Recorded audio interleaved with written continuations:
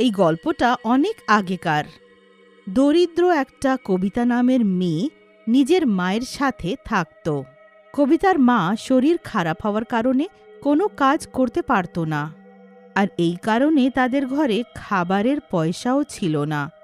এই সব দেখে কবিতা কাজের খোঁজে বেরিয়ে যায়, কিন্তু ও কোথাও কাজ পায় না, আর সে অনেক দুঃখিত হয়। হে ভগবান, এবার কি হবে? আমার কাছে তো এত পয়সাও নেই যে আমি কোনো ছোটখাটো ব্যবসা করে নিই। ঘরে খাবারের একটা অন্নও নেই।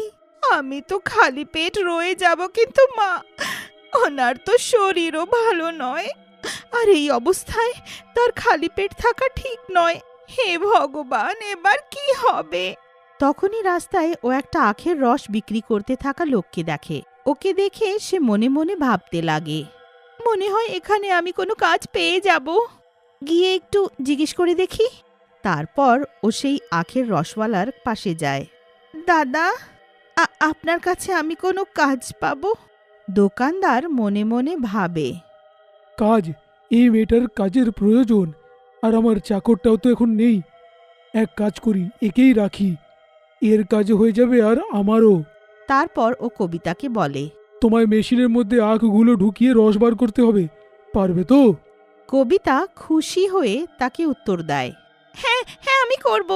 আর তারপর কবিতা তখনই তার দোকানে কাজ করতে বসে যায়, আর আখ মেশিনে দিয়ে সেটার রস বার করে, আর দোকানের মালিক ওটা গেলাসে ঢেলে গ্রাহকদেরকে খাওয়ায়। এইভাবে কাজ করতে করতে সারা দিন পেরিয়ে যায়, আর সন্ধে সময় দোকানদার তার ছুটি করে দেয়, আর তাকে কিছু পয়সা দেয়। পয়সাগুলো হাতে নিয়ে কবিতা অনেক খুশি হয়। আমার পরিশ্রমের রোজগার, এবার মা বাবাকে খালি পেট থাকতে হবে না, আর তাদের ওষুধও হয়ে যাবে। তারপর ও টাকা দিয়ে রেশনের দোকানে গিয়ে একটু রেশন নিয়ে নেয়, আর নিজের মায়ের ওষুধ নিয়ে বাড়ি ফিরে আসে, আর তাড়াতাড়ি রান্না করে নিজের মাকে খাবার খাওয়ায়। এইটা দেখে তার মায়ের চোখে জল ভরে আসে, আর সে চোখে জল ভরে নিজের মেয়ে কবিতাকে বলে, আমিও কেমন দুর্ভাগা মা আছি যে আমার থাকার সত্ত্বেও আমার মেয়েকে কাজ করতে হচ্ছে। মা, কি যে বলো, কেমন কথা বলছো? বাচ্চারা মা বাবার খেয়াল রাখবে না তো কে করবে ওগুলো? আমার অসুখ হলে তুমিই তো আমার খেয়াল রাখো। এবার আমি যে একটু কাজ করে নিলাম তো কি হয়ে গেল? এবার এইসব কথা ছাড়ো তো, আর তাড়াতাড়ি খাবারটা শেষ করো। আগে তুই আমাকে এটা বল যে তুই কোন কাজটা পেয়েছিস। এইটা শুনে কবিতা চিন্তায় পড়ে যায়। যদি মাকে বলে দিই যে আমি আখের রস বার করার কাজ পেয়েছি, তো সে অনেক রাগ করবে, আর আমাকে কাজেও যেতে দেবে না। না না, মাকে কিছু বলবো না। এইসব চিন্তা করে ও নিজের মাকে কিছু না বলার সিদ্ধান্ত নেয়। মা, ওই জমিদারের ঘরে আমি পরিষ্কার করার কাজ পেয়েছি। তবে ঠিক আছে।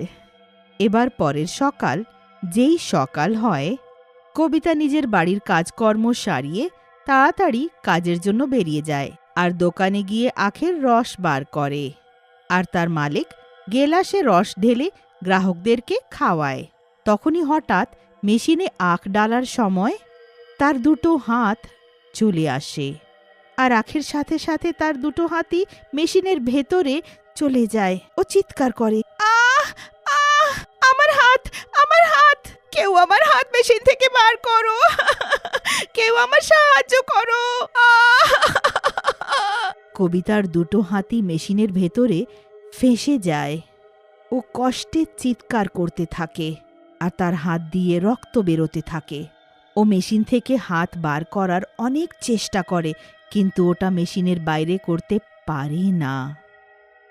কবিতা বেচারি কষ্টে চিৎকার করে বারবার সাহায্যের জন্য ডাকতে থাকে, কিন্তু কেউই তার সাহায্য করতে আসে না। আর দেখতে দেখতে কবিতার দুটো হাতই পুরোপুরি নিষ্পিষ্ট হয়ে যায়। এই কারণে তার অনেক রক্তপাত হয়, আর ও অজ্ঞান হয়ে পড়ে যায়, আর ও মারা যায়। ও একটা ডাইনি হয়ে যায়। এবার রাতে ডাইনি নিজের দুটো কাটা হাত দেখে জোরে কাঁদতে লাগে।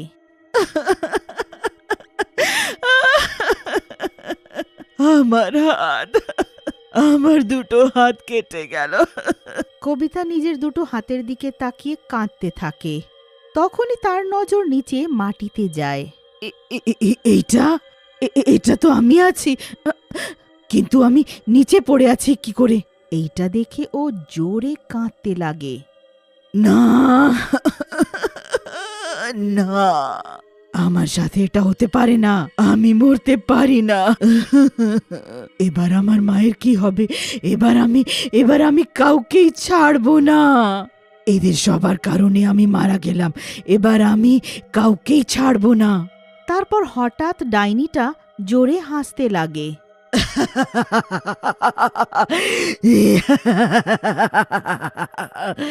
এদের কারণে আমার হাত কাটা হলো, এইভাবে আমি ওদের হাতও কেটে দেব ওদের হাত। তারপর ওরাও আমার মতন হাত ছাড়া হয়ে যাবে। তারপর সেই হাতহীন ডাইনি পুরো গ্রামে ঘুরতে লাগে। তারপর যেই সকাল হয়, ও নিজের রূপ পাল্টে একটা সুন্দরী মেয়ে হয়ে আখের রস বিক্রি করতে লাগে আর সব গ্রামবাসীদেরকে টাটকা আখের রস খাওয়ায়। ওটা সব গ্রামবাসীদের অনেক পছন্দ হয়। এবার ডাইনি মনে মনে খুশি হতে লাগে। তারপর পরের দিন ডাইনিটা আবার মেয়ের রূপ নিয়ে আখের রস বিক্রি করে। আখের রস খেয়ে নাও, টাটকা টাটকা, যে কেউ আমার আখের রস খাবে সে ঠান্ডা হয়ে যাবে। তখনই ওখান থেকে যেতে থাকা একটা লোক সেই মেয়েটার ঠেলা দেখে থেমে যায়। লোকটা মেয়ের কাছে গিয়ে তার কাছে টাটকা আখের রস চাইতে লাগে। এক্ষুনি খাওয়াচ্ছি, কিন্তু আমার সাহায্য করতে হবে। আরে মামুনি, সাহায্য করতে তৈরি, একবার শুধু বলে তো দেখো। লোকটার কথা শুনে ডাইনি মনে মনে বলে, আমাকে তোর প্রাণ নয়, তোর হাত চাই, আর তাও দুটো হাত। তারপর তুই আমার মতনই হাতহীন হয়ে যাবি। তারপর মেয়েটা লোককে মেশিনে আখ দেওয়ার জন্য বলে। লোকটা মেয়ের দিকে তাকিয়ে থাকে আর মেশিনে আখ দিতে লাগে। তখনই মেয়েটা ডাইনিতে পরিণত হয় আর জোরে হাসতে লাগে। এইটা দেখে লোকটা মেশিনটা ছেড়ে পালাতে লাগে, কিন্তু ডাইনি তাকে ধরে নেয়। পালাচ্ছিস কোথায়? আখের ঠান্ডা ঠান্ডা টাটকা রস খাবি না? তারপর ডাইনি লোকটার দুটো হাত মেশিনে ঢুকিয়ে মেশিনটা চালিয়ে দেয়। লোকটার দুটো হাত মেশিনের ভেতরে ঢুকে চলে যায় আর সেই লোকটা কষ্টে চিৎকার করতে লাগে। আস্তে আস্তে করে লোকটার দুটো হাতই মেশিনে ঢুকে আখের মতন চূর্ণ হয়ে যায় আর সে অজ্ঞান হয়ে পড়ে যায়। ডাইনিকে এইসব করতে দেখে একটা লোক দেখে ফেলে। ও গিয়ে বাকি সব গ্রামবাসীদেরকে সেই ডাইনির সম্বন্ধে বলে। সেই গ্রামবাসীরা একত্রিত হয়ে সেই ডাইনির কাছে পৌঁছয়, যেখানে সে আরেকটা লোকের হাত আখের মেশিনে ঢোকাতে যেতে থাকে। তখনই গ্রামবাসী আর পূজারী ওখানে পৌঁছে যায়। এই পূজারী, আমার রাস্তা দিয়ে সরে যা, নইলে আমি তোর হাতও কেটে ফেলবো। তখন তুই কোথায় ছিলি যখন আমার হাত মেশিনে ঢুকে কেটে গেল? আর এরা সবাই দাঁড়িয়ে তামাশা দেখছিল, কেউ আমার প্রাণ বাঁচালো না, আর আমি মারা গেলাম। আর আমার মা যে অসুস্থ আছে, বেচারি কি জানি কি অবস্থায় আছে।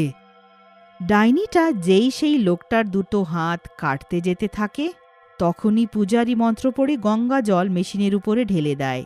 এটা করতেই ডাইনি পুড়তে লাগে আর তার সাথে সাথে মেশিনও। এই পূজারী, এটা তুই ঠিক করলি না, আমি তোরও দুটো হাত কেটে দেব। আমার শরীর, না না, বাঁচাও বাঁচাও। এইভাবে চিৎকার করতে করতে সেই ডাইনি আর তার মেশিন পুড়ে ভস্ম হয়ে যায় আর সেই লোকটার প্রাণ রক্ষা করা হয় আর সব গ্রামবাসীরা সেই ডাইনির হাত থেকে মুক্তি পায়।